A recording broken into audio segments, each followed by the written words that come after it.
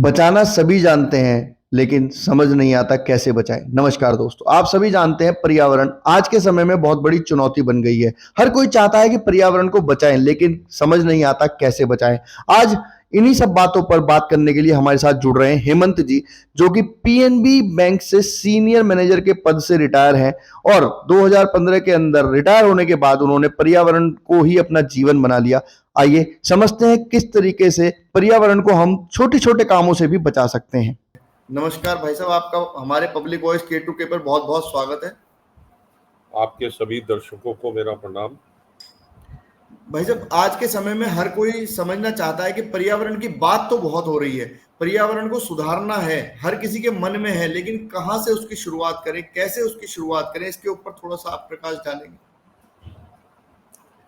अगर कोई भी आदमी पर्यावरण के लिए काम करना चाहता है, वैसे तो कोरोना ने सभी लोगों को सिखा दिया है और बता दिया है कि प्रकृति कैसे काम करती है और पर्यावरण कैसे काम करता है।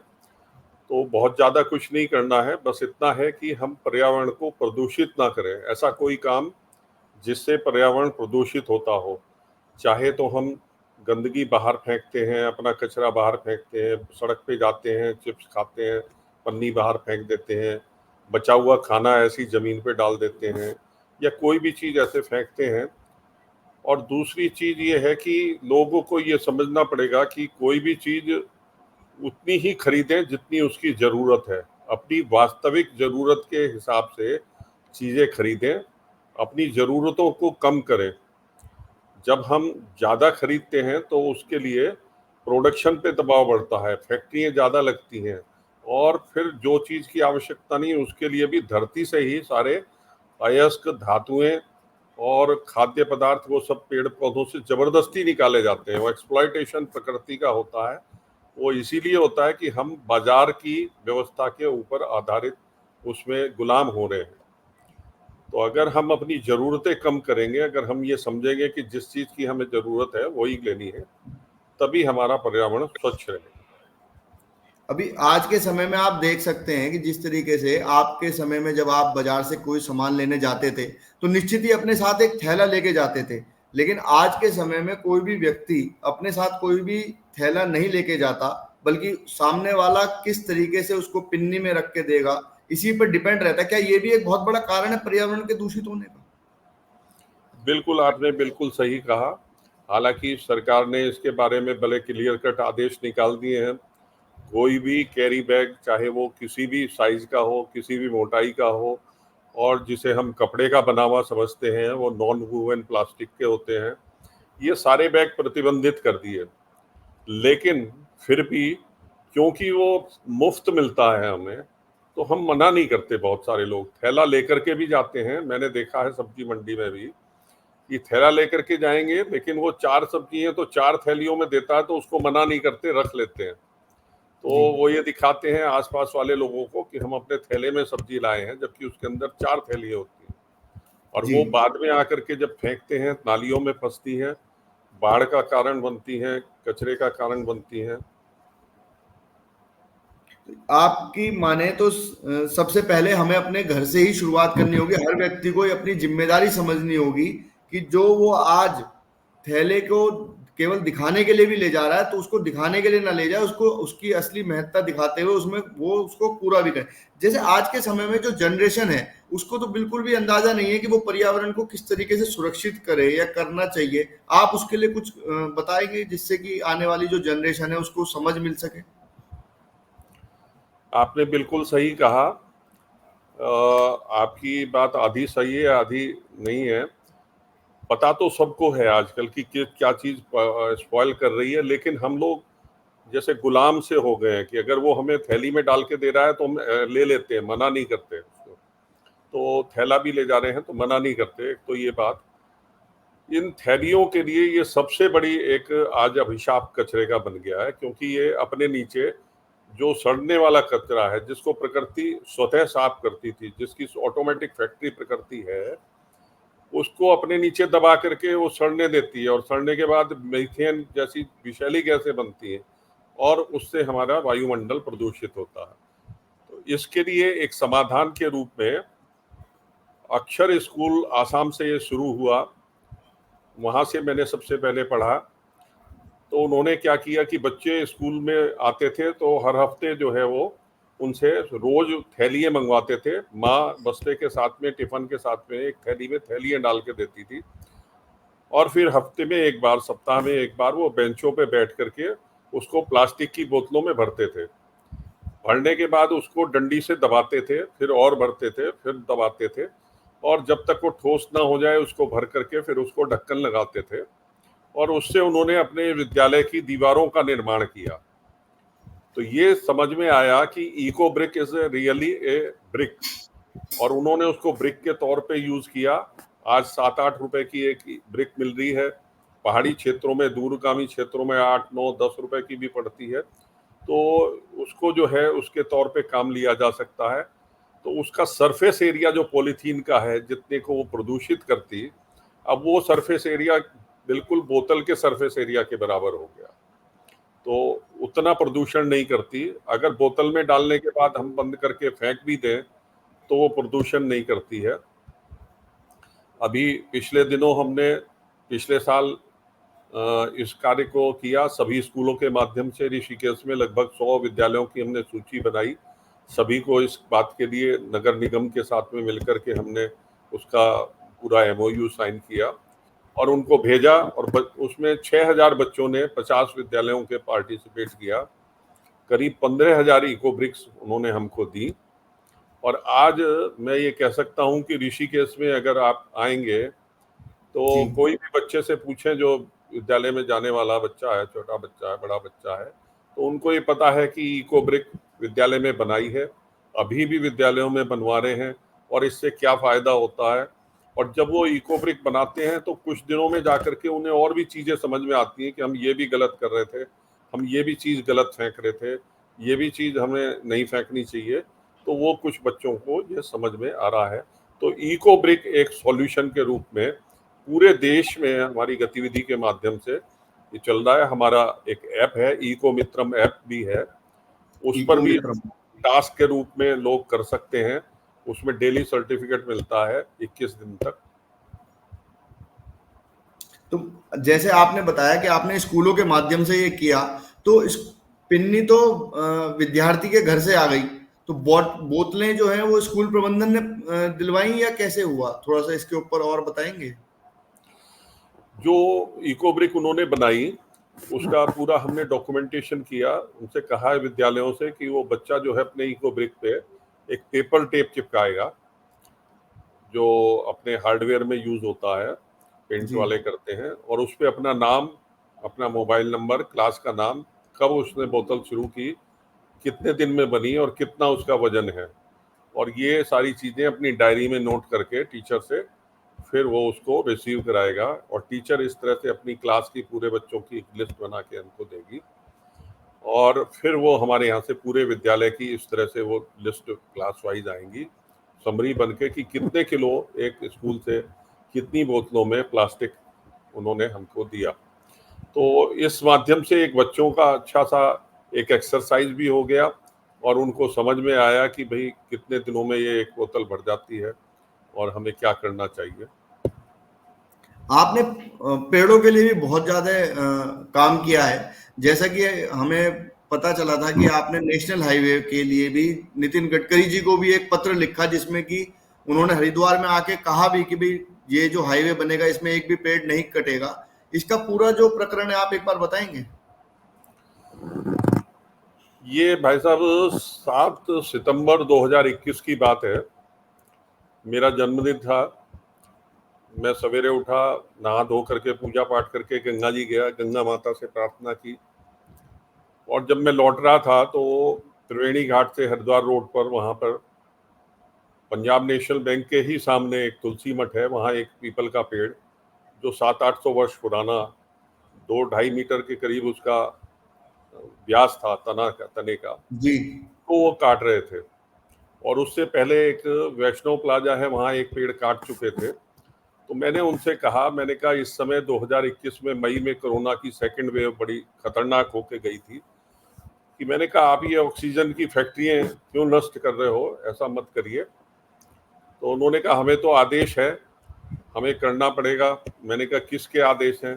कहने कि ये राजमार्ग विभाग पीडब्ल्यूडी के आदेश हैं। मैंने कहा आप आदेश दिखाइए।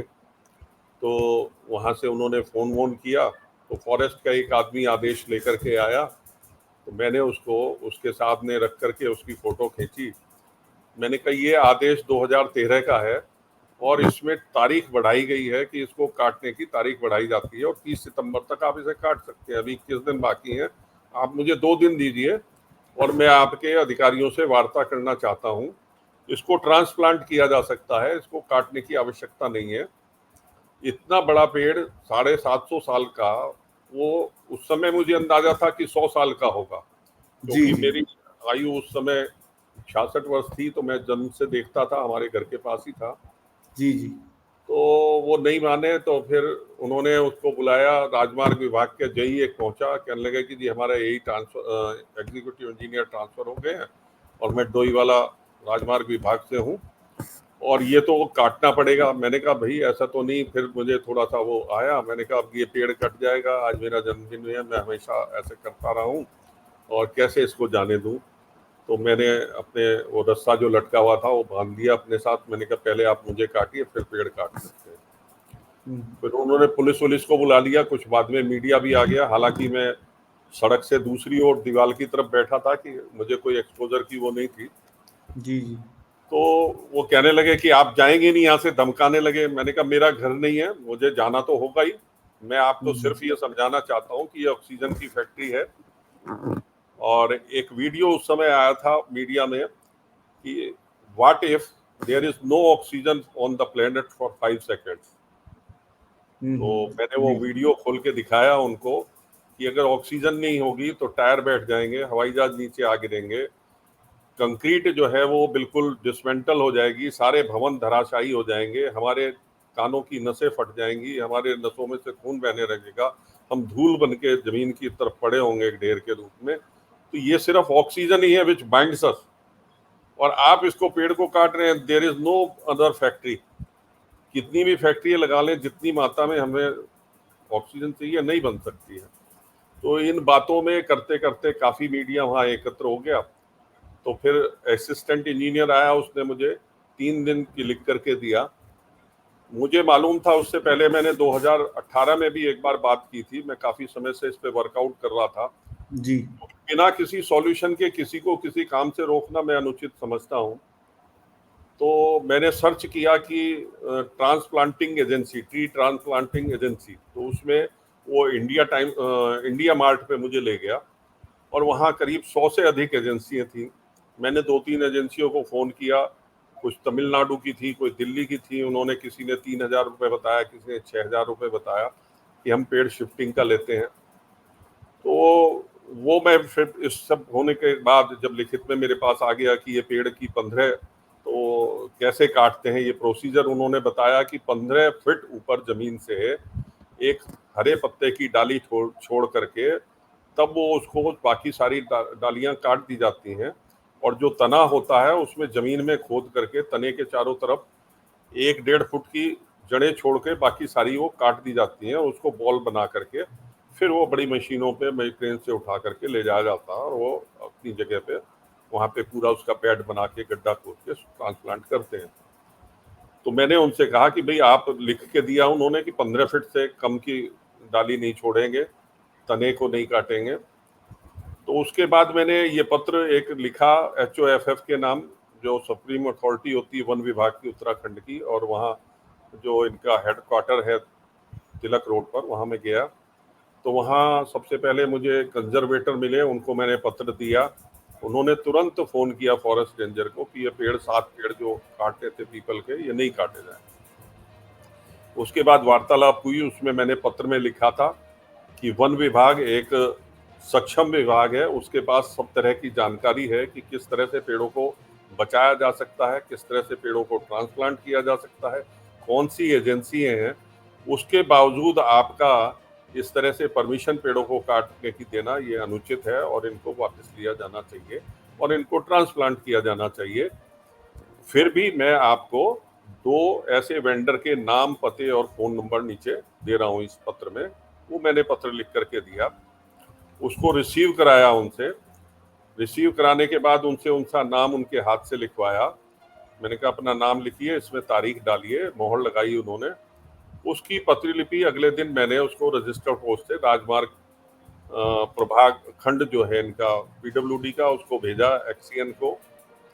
तो 2 महीने के बाद जब वहां पे तैनाती हुई उस प्रखंड में एग्जीक्यूटिव इंजीनियर की, तो उन्होंने मुझे पत्र भेजा और 9 नवंबर को मुझे वहां अपने कार्यालय में बुलाया वार्ता के लिए। तो मैंने कहा आपने ऑफिशियली बुलाया है तो सारी वार्ता ऑफिशियली होगी। तो उसकी सारी मिनट्स लिखी गई। वो पहले कुछ इधर उधर की बातें कर रही थी, तो मैंने उनको कहा कि जो आप बोल रही हैं या तो इसमें लिखवाइए या वही बोलिए जो आप लिखवाना लिखवाएंगे। चाहते हैं। तो फिर उसमें ये तय हुआ, उन्होंने इस चीज़ को एक्सेप्ट किया कि 40,000 रुपये प्रति पेड़ के काटने के दिए जा रहे थे। जबकि एजेंसी ने जो वेंडर आया उसके बाद अगले दिन वो वेंडर को मैंने बुलाया 10,000 रुपये अपने खर्चे से। उसने कहा कि मैं तो आ जाऊंगा और मुझे अगर नहीं मिला टेंडर तो मेरा तो आने जाने का इतना सारा काम छोड़ के मैं आऊंगा। तो मैंने कहा बताइए कितने पैसे लेंगे, कि 10,000 रुपये लेंगे। मैंने कहा ठीक है। मैंने उसको पैसे दिए और उसको बुलाया। फिर प्रेस भी आ गई और भी कुछ लोग, शहर के प्रसिद्ध लोग आए और उनके सामने ये सारी वार्ता हुई।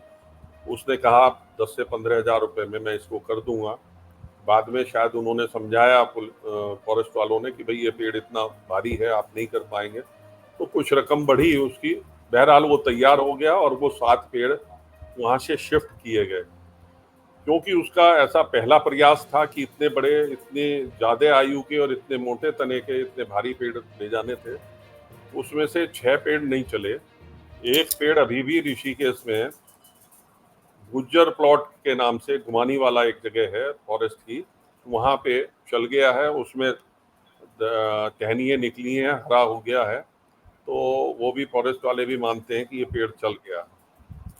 उसके बाद इस प्रयोग को करते हुए उन्होंने, जब एयरपोर्ट के पास में जॉली ग्रांट के पास रोड चौड़ीकरण का कार्य आया, तो 2,000 पेड़ कटने थे। तो 1,000 पेड़ तो विदेशी पेड़ थे यूकेलिप्टस के, जो हमारी भारतीय जमीन को नुकसान पहुंचाते हैं। हमारी उस पर कोई आपत्ति नहीं थी, उन्होंने उसको काट दिया। लेकिन वहाँ जो जंगलात का रोड थी, जरा एरिया था, तो उसमें साल के, पीपल के, नीम के, बड़ के और आंवला है, आम है, इस तरह के जो पेड़ थे वो नहीं काटे गए। और वो ऐसा अखबार में खबर आई, उसका हमने अभी सत्यापन करना है। वो अपना सभा वाला के आसपास, जो देहरादून से कोटा के लिए सीधी रोड जाती है धर्मावाला होकर के, उस रोड पर वहाँ पे ट्रांसप्लांट किए गए 470 उन्होंने कर दिए थे और 530 उन्होंने करने थे, ऐसा उनकी अधिकारी के माध्यम से राजमार्ग विभाग के आई। और बाद में हमने वर्बली पूछा तो उन्होंने कहा सभी कर दिए हैं। वेंडर ने भी बताया, लेकिन उसका सत्यापन अभी किया जाना बाकी है। तो इसके माध्यम से एक हमारे सामने एक उदाहरण पेश हुआ। और नितिन गडकरी जी ने 8 फरवरी को हरिद्वार में आए थे जब अपने चुनाव सभा में, तो उन्होंने कहा कि उत्तराखंड में रोड चौड़ीकरण के लिए कोई पेड़ नहीं काटा जाएगा। उसको बाद उन्होंने इंडियन एक्सप्रेस को, हिंदुस्तान टाइम्स को, 5 जन्य को, 3 अखबार मेरे समझ में आए हैं जिनमें मैंने पढ़ा है, तो उसमें उन्होंने इंटरव्यू देते हुए विजुअल और वैसे दोनों उनके छपे हैं कि ये उन्होंने कहा है। और अब भी जब कभी आते हैं तो उनसे पत्रकार यही प्रश्न करते हैं, वो कहते हैं चौड़ीकरण के लिए कोई पेड़ काटा नहीं नहीं। जाए। और ये पूरी पॉलिसी भी है राजमार्ग विभाग की, पूरे देश में ऐसा हो भी रहा है, ऐसा मेरे सुनने में आया है। आपने बहुत अच्छा बताया कि आपके प्रयास से जो इतने वर्षों पुराने पेड़ थे उनको आपने बचाया, बचाने की कोशिश की और कामयाब भी हुए। लेकिन आज के समय में यदि कोई व्यक्ति किसी पेड़ को बचाना चाहता है, क्योंकि आज के समय में हर किसी के पास वो सब चीजें नहीं है कि एकदम से कहीं जाके अप्रोच करे, क्योंकि आजकल समय बहुत लगता है। क्या आपके पास कोई ऐसा मैकेनिज्म आपने देखा हो कि हम अगर डायरेक्ट आज के युवा को बता सके कि आप यहाँ पर मेल कर दीजिए तो पूरी एक्टिविटी शुरू हो जाएगी? कुछ इस तरीके का मैकेनिज्म है? बहुत सिंपल सा है, जैसा कि मैंने बताया, मैंने कोई बहुत आंदोलन नहीं किया, कोई भीड़ नहीं इकट्ठी करी। सिर्फ एक पत्र लिख करके देना होता है। जैसे ही आपको सूचना मिले कि भाई ऐसा काम भविष्य में होगा, होने से पहले संबंधित एजेंसी, कार्यदायी एजेंसी और फॉरेस्ट विभाग दोनों को अगर पत्र लिख के ये कहा जाए कि आपके पास इसकी पूरी टेक्नोलॉजी है और पेड़ों का यहाँ से कटान नहीं होना चाहिए, विस्थापन होना चाहिए। आप रोड चौड़ी करें, हमें कोई आपत्ति नहीं है, लेकिन पेड़ को नुकसान ना पहुंचाएं। वो फिर जीरो से उसकी जगह चाहे 10 पेड़ लगा दें, आप 3 पेड़ भी नहीं पनपते हैं, और उनको 750 साल का बनने का तो समय किसने देखा है। तो वो अगर 100 साल का या 50 साल का या 25 साल के पेड़ को ट्रांसप्लांट करेंगे तो वो बहुत ज्यादा ऑक्सीजन दे पाएगा और बहुत ज्यादा वायु को शुद्ध रख पाएगा। और इसमें लिखित रूप में विभाग जितने हैं, सरकारी विभाग लिखित चीजों पे कार्य करते हैं। जबानी पे कितना आंदोलन हम कर लें, मेरा ये अनुभव है कि उससे कुछ नहीं होता जब तक आप उसके तथ्यात्मक रूप से बिल्कुल आप लिख करके नहीं दें, तब तक वो नहीं सुनते हैं। और ये उदाहरण के इसको हर जगह रिपीट कर सकते हैं, ये किस तरह का मॉडल बन गया। जी, नहीं, आपने बताया जिस तरीके से इको ब्रिक्स आज ऋषिकेश में बहुत ही बच्चा बच्चा जानता है। हम प्रयास करेंगे कि आपके माध्यम से जो आपने जानकारियां दी वो हर जगह पहुंचे और इको ब्रिक्स की शुरुआत दिल्ली, गुड़गांव और ऐसे भी जिलों में हो, जिससे कि क्योंकि आज के समय में अगर हम देखें तो अभी दिल्ली का तापमान इतना बढ़ गया था कि दिल्ली वासी परेशान हो गए थे कि क्या करें, कैसे करें। लेकिन वहीं ये समझना होगा कि ये सब चीजें ऐसे ही नहीं बढ़ती, पेड़ों की बहुत ज्यादा जरूरत होती है, पर्यावरण को संभाल के रखने की बहुत ज्यादा जरूरत होती है। आप हमारे साथ जुड़े, आपने इस विषय पर पूरा अपना अनुभव हमसे साझा किया। भविष्य में भी हम आपसे आपका अनुभव लेते रहेंगे। आप हमारे साथ आज जुड़े, आपका बहुत बहुत धन्यवाद। धन्यवाद, आपका भी धन्यवाद। आपके दर्शकों को बहुत बहुत शुभकामनाएं।